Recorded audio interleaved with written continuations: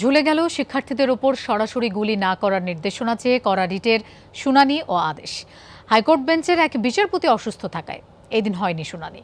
রিটকারী আইনজীবী বলছেন সংশয়ে থেকে গেল ডিবি হেফাজতে থাকা সমন্বয়ক 6 শিক্ষার্থী। জানান আইনশৃঙ্খলা বাহিনীর অন্যায়ের বিরুদ্ধে সোচ্চার সারা বিশ্ব।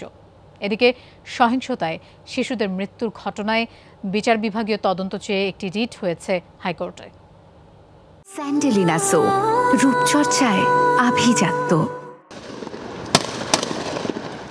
কোটা সংস্কার আন্দোলনে সরাসরি গুলি না করা নিয়ে এক রিটে 2 দিন ধরে চলে দীর্ঘ শুনানি। শুনানিকে ঘিরে সবার নজর ছিল উচ্চ আদালতে।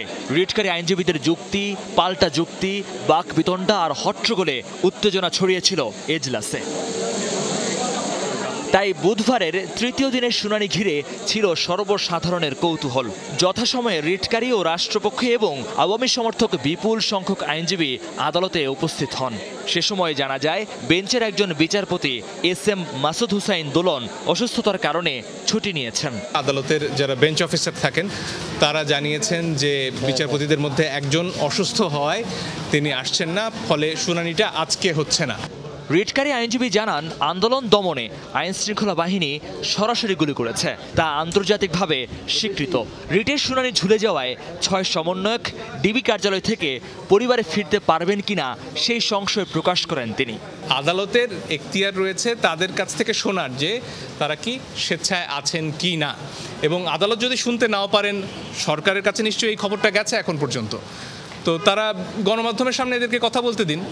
গণমাধ্যমে এসে তারা বলুন যে তারা স্বেচ্ছায় আছেন এবং গণমাধ্যম দেখুক যে তাদের সামনে অস্ত্র নেই, তারা কোনো রকম চাপে নেই। মা তার সন্তানকে ঘুম পাড়িয়ে বারান্দায় এসেছেন, তাকে হত্যা করেছে একটি বুলেট, সে বুলেট জিজ্ঞেস করেনি আপনি কোন দল করেন।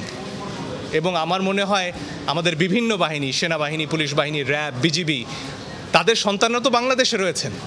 এদিকে আন্দোলনের সময় গুলিতে 16 শিশুর মৃত্যুর ঘটনায় বিচার বিভাগীয় তদন্ত চেয়ে রিট হয়েছে হাইকোর্টে। রিটে প্রত্যেক পরিবারকে 1 কোটি টাকার ক্ষতিপূরণ চাওয়া হয়েছে। শিশুরা ঘরে বসে কেন মৃত্যুবরণ করে? তারা তো এই কোটা আন্দোলনের পার্টিও না, কোনো পার্টিসিপেন্টও না। তিনি বলেন আন্দোলনে অংশ না নিয়ে ঘরে থেকে কেন শিশুরা গুলিবিদ্ধ হয়ে মারা গেল এর জবাব দিতে হবে সরকারকে।